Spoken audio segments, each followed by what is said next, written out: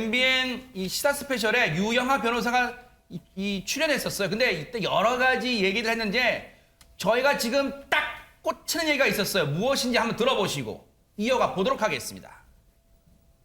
윤석열 당선인이 대구 사저를 찾겠다는 뜻을 밝힌 바 있는데요. 네네.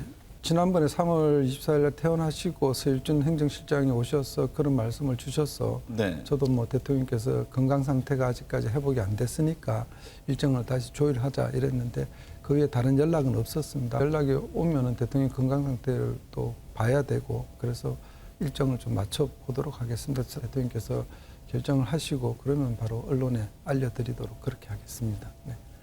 만남에 어떤 조건 같은 게 있습니까? 뭐 제가 알기로는 뭐 대통령께서 특별하게 그런 데 대해서 말씀을 안 하셨기 때문에 네. 뭐 대통령께서 어떤 의중을 갖고 계신지는 정확히 말씀을 드릴 수는 없습니다. 그리고 네. 지금 뭐 선제 조건을 이걸 해달라 저걸 해달라 그러시지는 않았기 때문에 아마 오히려 당선인 측에서 어떤 생각이 있으실 거라고 저는 그렇게 보고 있습니다. 네.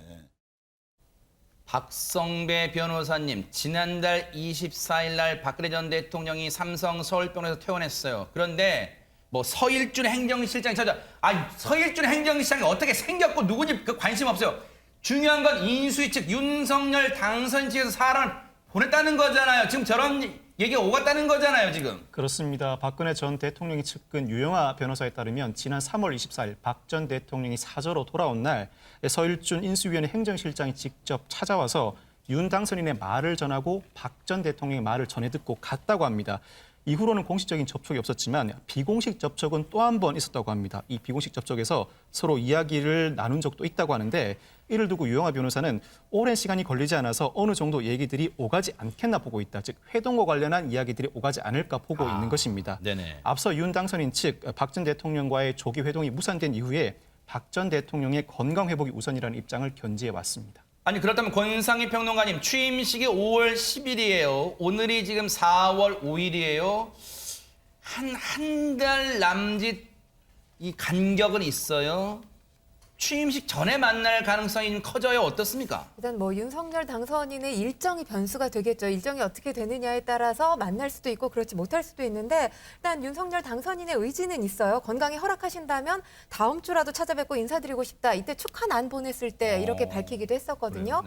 그리고 사실 윤석열 당선인과 박근혜 전 대통령 사이가 불편한 사이일 수밖에 없죠. 아하. 윤석열 당선인 측에서도 이런 불편한 관계를 조금 회복시키고 싶은 의지가 있지 않을까 싶습니다. 네. 이 박근혜 전 대통령 취임식에 초청하느냐는 질문에 윤석열 당선인이 원래 전직 대통령은 다 오시게 돼 있고 당연하다라고 이 지난달 24일에 밝히기도 했었죠. 네. 그리고 지난달 30일에 한 라디오에 박주선 대통령 취임 준비위원장이 출연을 해서 이렇게 답을 하기도 했습니다. 이 박근혜 전 대통령 취임식 초청 절차에 대해서 묻는 질문에 전직 대통령에 대한 예우 차원에서라도 초청은 최고의 예우를 갖춰서 진행하려고 생각한다. 최고예요. 이렇게 대답을 했거든요. 아하. 지금 윤 당선인이 국민 통합 차원에서라도 대구 사저를 찾아서 박 전 대통령을 예방할 가능성 꾸준히 거론된 만큼 실현될 가능성도 높지 않나 판단을 해봅니다. 그러네요. 일단 분위기가 조금 뭔가 무르익어 가는 듯해요. 느낌상. 그런데 유영하 변호사가 대구시장 출마 선언했을 때 박근혜 전 대통령이 후원회장 맡아주기로 했다 뭐 그걸 밝혔잖아요. 지금 상황으로 봐서는 박 전 대통령이 유영하 변호사의 든든한 기댈 언덕이 돼가는 느낌이에요. 관련 얘기 들어보시고 이어가 보도록 하겠습니다.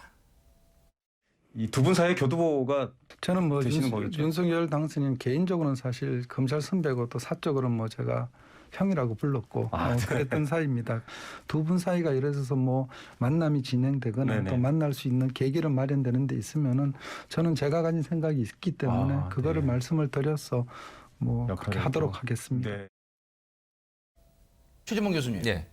유영하 변호사 검찰 출신인가 봐요. 네, 검찰 그러면서 뭐 출신이요. 윤석열 당선인의 은근슬쩍 검찰 선배 이런 인연을 좀 강조하네요. 지금. 그러네요. 본인이 이제 형이라고 불렀다고까지 얘기를 하잖아요. 그래요? 그러니까 네. 아무래도 이제 친분 관계를 좀 얘기하는 것 같아요. 그래서 말이 통할 수 있다고 하는 부분들을 좀 강조하고 싶었던 것 같고 아하. 어쨌든 지금 현재 박근혜 전 대통령의 대리인 역할을 지금 하고 있는 거잖아요. 유영하 변호사가 실제적으로. 그렇다고 하면 소통 창구가 유영하 변호사가 될 수밖에 없어요. 그러면 윤석열 당선인 측에서 만약에 만남을 하려고 하면 유영하 변호사와 얘기를 해야 되는데 네. 본인도 이제 거기에서 좀 열려 있다 이런 표현을 쓰기 위해서 아마 이런 표현을 쓴 것 같고 네. 다만 이제 우려하는 건 이런 거잖아요. 뭘까요? 2016년, 17년에 국정농단 사건이 있었는데 네. 그 당시에 박근혜 전 대통령을 구속시켰는데 그때 특검팀의 수사팀장이 윤석열 지금 당선인이에요. 아하. 그리고 2019년에도 구속 상태에서 이제 좀 그 구속형 집행정지를 요청을 했었거든요. 아하. 유영하 변호사 측에서 네. 2번이나 요청했는데 그것도 다 이제 거부가 안 됐었어요. 들어줬어요? 네, 아. 그랬었죠. 검찰에서 거부를 했죠. 이제